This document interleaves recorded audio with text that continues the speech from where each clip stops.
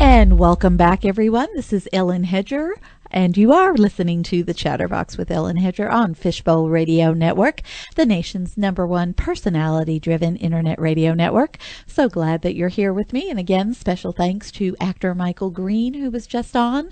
And again, definition of busy, that man. So we wish him the best with all of his projects that are currently going on and that are ready to be released. And hope to have Michael on the show again real soon. So now joining us, I'm very excited. On the chat line, we have author Shahida Arabi, and Shahida has written a book that we were kind of joking during the commercial break. It's a good book. I hate that people need to read it and have occasion to find themselves in relationships with this personality type. So first of all, welcome to the show, Shahida. How are you? Thank you, Ellen. I'm doing very well. How are you? I'm fine, thanks. So let's talk about this. Your book is called The Smart Girl's Guide to Self-Care. So let's talk about what your inspiration for writing the book was. Right. So, well, during the time I was writing The Smart Girl's Guide to Self-Care, I was undergoing a personal transformation myself. I had been recovering from an emotionally abusive relationship. And just to give a bit of context, academically, I'd always been interested in mental health, psychology, and sociology, especially the effects of trauma and resilience. And in graduate school, I'd studied the effects of bullying and explored how our life course narratives can change our perspectives on how resilient we are, as well as our beliefs about power and agency. So I always wanted to write a book for women to empower them to tap into that resilience. And the reason why is because personally I have struggled myself with the effects of trauma, with PTSD, with depression, with anxiety. And to best take care of myself, I began to experiment with these different types of healing modalities. You know, everything you could think of, from positive affirmations, meditation, yoga, aromatherapy, cognitive behavioral therapy. I read hundreds of self-help books, research articles, and I even began teaching meditation to other people at my college. So I really used my, not only my coursework, but the knowledge I was gaining outside of the classroom as a way to research what I was really interested in healing within myself, and how people like me who had experienced emotional abuse and trauma very early on in childhood and also in adulthood could overcome their adversity and channel that into success. And I wanted to package all of that insight into this book, The Smart Girl's Guide to Self-Care, because I think that it was from a consumer point of view and not necessarily as much of a researcher point of view, though I did do a lot of research for that book. And it was more about real life. It was about the things that I had experienced, but I was connecting it to healing modalities and self-care tips and tools that had also worked for me. So I wrote this book not only to talk about these experiences, but also to share the resources that helped to empower me along the way. Right. Well, I love the title because I think the title in and of itself says something. It's The Smart Girl's Guide. And, you know, I think there's almost a bad, reference that women do this to themselves when they get into these bad relationships, that maybe they're not smart. You can be a very bright, smart, intelligent woman and still get into a bad relationship. I'm sure you found that with researching your book and doing these books, correct? Oh, absolutely. So what a lot of people don't understand about abusive relationships is that that type of trauma can rewire the brain significantly. And there can be biochemical and traumatic bonds that we develop with our abusers, which makes us addicted to our abusers. And there's actually physiological reactions that happen within our body through oxytocin, cortisol, dopamine. These are all things that cause us to become addicted to the abusive relationship. And actually, the traumatic nature of that abusive relationship caters to those dopamine levels that reward us in our brain and actually cause us to crave our abuser. These traumatic highs and lows that we get conditioned to in this type of abusive relationship is one of the reasons why abuse survivors usually go back, and they find it so difficult to extricate themselves from that type of relationship. Absolutely. Well, as a healthcare provider myself, as a nurse, I love your book's holistic approach to the health, to self-awareness and the healing process. Why is it essential? Explain to the audience why that is essential for healing. So when I was researching trauma and the effects of trauma, I came across books like The Body Keeps the Score by Bessel van der Kolk and From Surviving to Thriving by Pete Walker. And these experts really agree that, trauma of any kind lives in our bodies as well as our minds, our spirits, our hearts.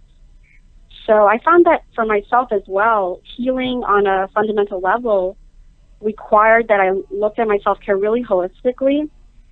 Again, to start to heal some of those trauma bonds, start to heal some of those biochemical bonds, because stress is really embedded into our physiological reactions to the world and our behavior.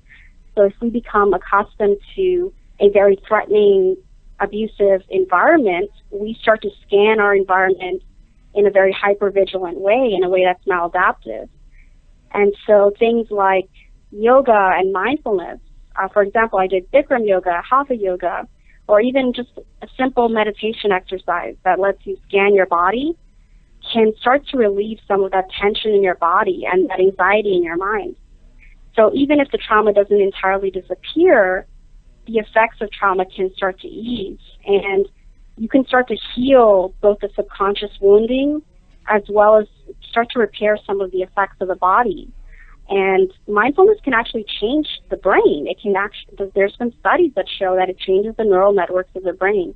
So I really believe that, looking at all facets of our self-care regimen, whether it's yoga, whether it's meditation, whether it's a different type of therapy, whether it's our nutritional diet, can really help us physically, and really tending to the physical body can help us to battle our emotional wars, Absolutely. Absolutely. Well, when readers or, people reach out to you and tell stories to you, with your first book, and then you've got this other book coming out that we'll talk about, how does that make you feel? That you're helping these people, and how does that help you with dealing with your own past experiences as well?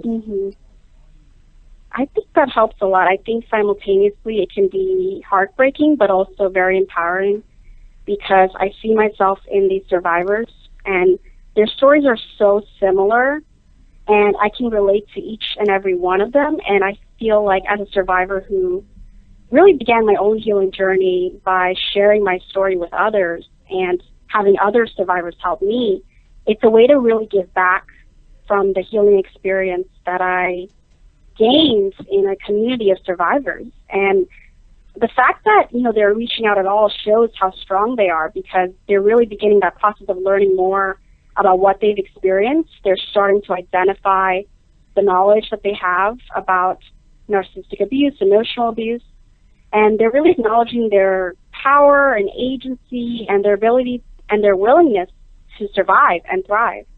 They know that life can be better, that life can change, and that they can pursue their dreams and their goals despite their adversity. So I really, really appreciate it when survivors reach out, because each of their stories play such a huge impact on not only my insights about what it means to be a survivor, but also my own healing journey.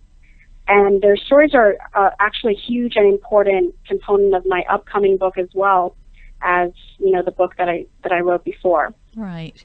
Well, let's talk about the new book that's set to be released. I believe it's April 23rd.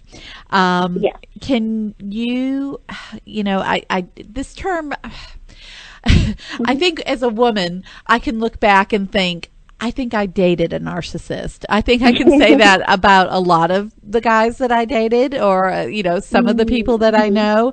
But, quite frankly, I don't know if they really are, or if that's just a memory that I have of them. But so I would like you to define narcissism for me and my audience, and then tell us why this personality trait can be so harmful to someone when you fall for them, and when they literally envelope your life and take over your life. So could you do that for us?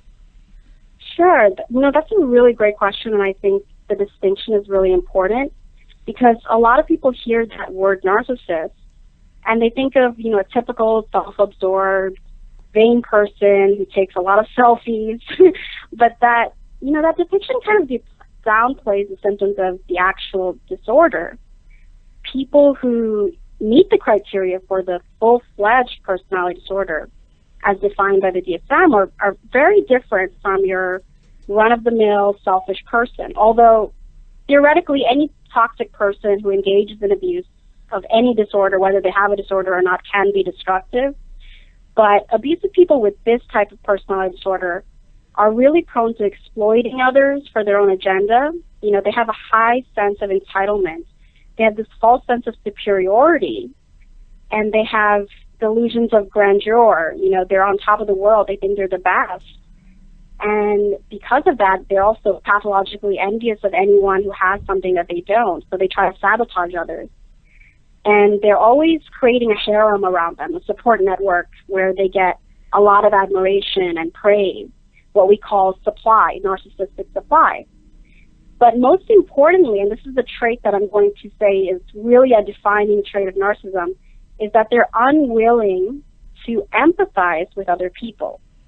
And they're often unwilling to change their destructive, abusive behavior because it rewards that excessive sense of entitlement that they have. So these are really, really damaging traits to have not only in a relationship partner, but also a coworker, a boss, a friend, or a family member, because it can traumatize people who are looking to have, healthy, loving relationships filled with compassion and mutual respect, which with a narcissist you'll rarely get. You might have respect in the beginning, of course, because they're love bombing you, because they subject you to this abuse cycle of idealization where they put you on a pedestal, and then they devalue you in the devaluation phase. They thrust you off that pedestal, and then they eventually discard you. Any interaction with them will often be tainted by something. It'll be either verbal abuse, covert or overt put-downs, things that make you jealous through their technique of triangulation, which is bringing in someone else into the dynamic of the relationship. So narcissists are very notorious for having affairs outside of their main relationship, and that's because they love supply. They love narcissistic supply, and they'll usually stonewall you, which is when they shut down a conversation to escape any accountability for their actions. They might engage in a smear campaign against you. They'll give you silent treatments, hot and cold behavior that is very callous and very manipulative, to the point where it really destroys the victim psychologically. And we were talking about holistic healing before. It really affects the body and the mind. There's survivors who feel like they've aged almost 20 years after being in a 6-month relationship with a narcissist. So it's really, really horrific to go through this type of experience with a malignant narcissist. And it's a little bit different. I would say it's very different from just the regular run-of-the-mill selfish jerk, because just a regular selfish person won't necessarily smear campaign you. They won't necessarily try to destroy your life. But these types of individuals can do that. Mm-hmm. And because, as we talked about before, us being biochemically addicted to them, the trauma of that relationship makes it even harder for us to get ourselves away from them, because narcissists use what we call intermittent reinforcement. And this is a term that was first coined by B.F. Skinner. And in the context of this type of relationship, this is where the abusive partner is able to get away with more and more abuse while they're giving less and less affection and tenderness. And that actually works very well with our dopamine system, because it allows dopamine to flow more readily. And it reinforces that reward circuit in the brain that tells us, I want more. And it's so interesting because Dr. Helen Fisher discovered that there's a similar brain activation in individuals who are facing pain in their love relationships as there are in people addicted to cocaine. So our cravings for this type of toxic partner are very much like withdrawal symptoms of a drug addict. It's very, very difficult to extricate yourself from a narcissist once they have you hooked. And they will have you hooked from the idealization phase onward. Mm-hmm. So they actually kind of bait you, like you said. Did you say love bombing? I just kind of was making notes as you were doing this. So is that just giving you like undivided attention at first to kind of hook a person? Is that what Exactly. Okay. They groom you, and they condition you to receive an excessive amount of attention. I'm talking about 24-hour texts and phone calls and romantic dates. They'll do everything to mirror you and really meet every desire and need, and they'll try to pretend that they're your soulmate. So they will try to act like they like what you like, they have the same interests as you. And so while a lot of people fall into that thinking, well, this is finally someone I met who I really connect with, what often is happening is the narcissist is manipulating you early on so that when they devalue you, you can seem needy and insecure when you're asking them, why aren't you acting the same as you did when we first met? And they're able to really project and gaslight any kind of abusive behavior and try to escape accountability for those behaviors by basically saying, well, you're needy, you're insecure, and of course that neediness would have never even been there in the first place if they hadn't conditioned you to receive that excessive sense of praise and attention from early on. So when they throw you off that pedestal, it's a real traumatic event, and I think a lot of people underestimate how damaging that can feel to an individual. But survivors of this type of abuse know firsthand that it's incredibly damaging to experience. Right. And then that other word you just used, condition, I think when most of us harken back to our college days, when we hear the word conditioning, we always think of that Pavlov's dog experiment. So I'm kind of paralleling this to that as well, and that's almost what it is. The conditioning, the doorbell, the jingling of the bell, and then taking that away, correct? Absolutely, and like it fits in with the whole intermittent reinforcement thing, where they'll basically give you these small rewards during the abuse cycle to keep you hooked. These are basically scraps that they give you, and you, like a gambler at a slot machine, you become even more persistent in trying to get those small rewards because you want to go back to that idealization phase where everything was perfect, where you were being love bombed, you were on the pedestal, and you were being treated the way you wanted to be treated, with respect and compassion. So yeah, it is very much like conditioning. I mean, when you are in a relationship with a narcissist and you come out in the aftermath, what survivors usually become are they become experts in psychology because they learn all about these techniques. They learn all about these effects of narcissistic abuse, and they start to learn the vocabulary of stonewalling and gaslighting, projection, and love bombing, and they start to realize that these manipulative behaviors are similar across the board with malignant narcissists. And they're not the only ones who've experienced it. They realize, oh my God, how have you met my partner, my ex-partner, when they meet another survivor and they talk about it with another survivor, because they realize that they're not alone and other people have experienced this form of damaging abuse. How beneficial are support groups for women and men? Because I'm going to say that narcissism isn't exclusively a male trait. I mean, right? I'm right with that, correct? Oh, absolutely not. Yeah, anyone can be a narcissist of any background, gender. I mean, they say that 75% of narcissists are male, but I think that number is definitely skewed. There's so many stories of narcissistic mothers and females. I just think that it's a lot more equal than we think. Okay. So how important or how beneficial can a support group, or is this something you really need to go to just one-on-one counseling at first? I think it's important, if you're dealing with the effects of trauma, to always see a trauma-informed counselor. But when it comes to knowledge of narcissistic abuse, it's very new in the mental health community. So there are some therapists who are talking about narcissistic victim syndrome. Christine Louise Buchanan, I believe that's her name. She is a psychotherapist who talks about narcissistic victim syndrome. And you hopefully will find a counselor who knows a little bit more about this abuse.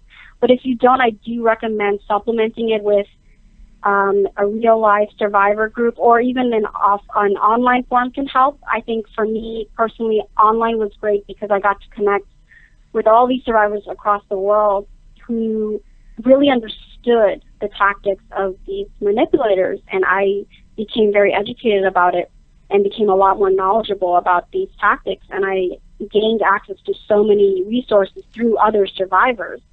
So I think it's important to supplement any kind of therapy that you're doing with a support group, but make sure that support group is a validating space, a safe space where it's highly moderated, so there's not as much victim blaming. So because these types of things can be re-traumatizing to survivors, so it's important for survivors to really consume survivor forums in a way that is healthy and balanced, and assess whether that forum will meet their needs. Because I think validation from other survivors can be a very crucial part of healing. I know that it was very crucial in my journey because not many people knew about narcissistic abuse, and really most of the information I found out about it was first online, and then I began my outside research, reading books about it. But otherwise, the first information that I came across was online through survivors. Okay. Now, what's the danger if you don't resolve that conflict and go right to another relationship with someone? Are people more drawn to going back to a narcissistic personality again? Or are they more aware of it if they haven't worked on the issues? Or what have you found anything in your working with this or your experience? I find that a lot of survivors, there are survivors who've never actually had this type of experience before they met a narcissistic partner, but then there's also survivors who grew up in a household with a narcissistic parent. And because of those adverse experiences early on in childhood, like we were talking about before, about how trauma rewires the brain, I find that those survivors are a little bit more susceptible to love bombing, and they do tend to, I think it's a two-way street where the narcissist will gravitate towards people who will be susceptible to that, but also the person who was raised in that type of household will gravitate towards the narcissist too. But anyone can be a victim of a narcissist, but I do want to acknowledge that there is that trauma repetition cycle, because I think people who have been raised by narcissists do tend to get into relationships with narcissists in adulthood. And then if we're not trying to consciously heal that in all different levels, our body, our mind, our spirit, then what happens is that they will get attached to another narcissist if they don't take that time and space to heal. Right. I think that's just not narcissism. I think a bad relationship, you have to be careful of that rebound effect anywhere. And I think it's so important. Again, we talked about the holistic, getting yourself back into a better shape. Talking from, again, being a woman, why do women have that need that they have to be in a relationship? Do you have any insight to that? Why that is such an important thing, even in today's society, that there has to be, something's wrong if I'm not in a relationship and I'm willing to put up with this and that and this just to say I'm in a relationship, even if the relationship is not really a healthy one. That's a great question. I think also I talk a little bit about this in the Smart Girls Guide to Self-Care, where I talk about how women are really pressured to be part of a couple, and they're socialized very early on to believe that being part of the relationship is the end-all, be-all.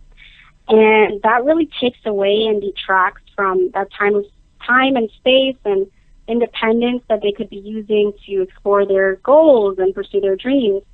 And I think also because other women, their friends, usually are in relationships, I think that adds to extra societal pressure. So women are socialized to compare with each other.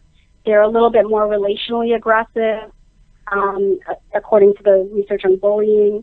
The ways that girls bully each other are different from the ways that men bully each other. So they will compare themselves to each other, and they will see like, well, this person has a boyfriend and I don't. And I think it has a lot to do with how we treat women in our society, how we objectify them, how there's so many gender roles and stereotypes that can be very damaging to young women.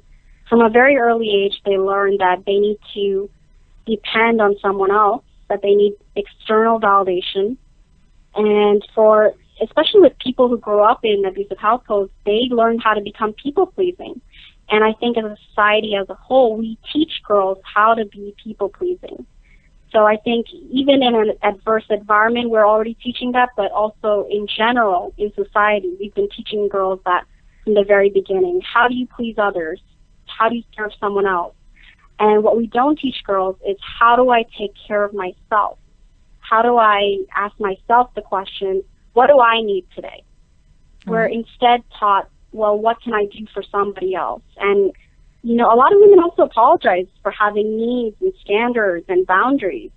And so a typical example that, you know, I always bring up is like, if a man wanted to take 2 weeks off to do something in a relationship, and let's say the woman wanted the same thing, I think that the woman would probably try to apologize for that, whereas the man would just go on and do it. And I think it's because of the way they've been socialized very differently in terms of masculinity and femininity and what's expected of men versus women. Absolutely, absolutely. Well, your new book is called Becoming the Narcissist Nightmare, How to Devalue and Discard the Narcissist While Supplying Yourself. And again, I love the title because it puts you, or I don't want to say victim. I really don't want to say victim, but it puts the person, it puts the power back to that person, because you're becoming the narcissist nightmare, and that you're devaluing and discarding them, and you are supplying, you're giving to yourself. So kudos to you on that title, because you're taking that power away. So what do you want to accomplish with this book for the reader? So my book is meant to bridge the scientific research on narcissism with survivor accounts, actual survivor accounts. I've surveyed hundreds of survivors in order to gain some research for this book, and I've also done a lot of research on my own in terms of reading research articles and other books on narcissism. And I think it's time for both sides to talk to each other, because survivors need more support, resources, and empowerment, and clinicians need to gain more insight about the covert tactics of these types of abusers and how they affect their victims. So I think it's a book that tries to bridge that gap, because not only is it talking about the biochemical and trauma bonding aspects of abuse, it's also talking about the covert methods that abusers use, which can often be lost in things like couples therapy, where, you know, a couple goes to therapy, and what happens is often the narcissist tries to triangulate with a therapist and basically puts on the false mask, the charming self, and is able to fool the therapist into thinking that they're not the abuser, that the victim is actually the abuser. So what I really wanted to accomplish with this book is try to start that dialogue and try to dismantle some of the very harmful stereotypes about abuse survivors, because I really wanted to talk about this element of trauma bonding, the effects of trauma, because not only is my own personal experience in this book, you know, I have so many survivor accounts, not only through the survey, but also thousands of comments to my blog, my YouTube channel, and reader emails. And I've combined it with the existing research to show that abuse survivors are not the weak, kind of unintelligent individuals that society perceives them to be. They're in fact very powerful individuals who are unfortunately in unfortunate circumstances and adverse circumstances that have led them to become trauma bonded. In addition to that, I'm showcasing articles by many popular writers on this topic, as well as a few therapists and coaches to merge these diverse perspectives. And the book will go in depth into the multiple manipulation tactics, the bonding element, as well as both alternative and traditional healing methods that are available to survivors. So, and the ebook version actually will feature links to meditations that I've done with my own coaching clients, and they're going to be available to now readers of my book. So it's all about holistic healing. It's all about exploring the knowledge aspect of it, but also the subconscious, healing the subconscious wounding part of it, and really merging all these diverse perspectives that have either in other books have lost the survivor perspective or have lost the scientific perspective. I want to merge those perspectives together in order to give that holistic point of view. Absolutely, absolutely. So the book is coming out on April 23rd. So tell my audience how we can find it. Can we pre-buy it? Is it on pre-sale? So give us all that information on how we can find out more about you and your work. Sure. So the book is on Amazon, and it is available for pre-order. The print version will be available shortly after the ebook release on April 23rd.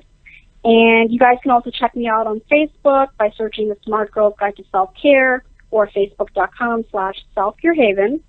I'm also available on Twitter at selfcarehaven, and my blog is selfcarehaven.wordpress.com. And I also have a YouTube channel, Selfcarehaven. Check me out there as well. Wonderful. Well, Shahida, I have really enjoyed it, and I would love to have you back on in a couple months to talk about how the book is going. Great information. And again, it's a topic that I wish we didn't have to talk about, that no one has to go through. But I'll have to tell you, one of the most popular posts on our network social media and my social media, it struck a chord with a lot of people in my audience. So I thank you very much for coming on today. Thank you so much for having me, Ellen. It was a real pleasure. All right. Well, you take care. Enjoy the rest of your day and have a great weekend. Thank you. You too. Take care. Bye-bye. Bye. All right. A lot of good information. You need to get that book. Look for it on Amazon. And we'll also post a link on my ChatterBox with Ellen Hedger Facebook page.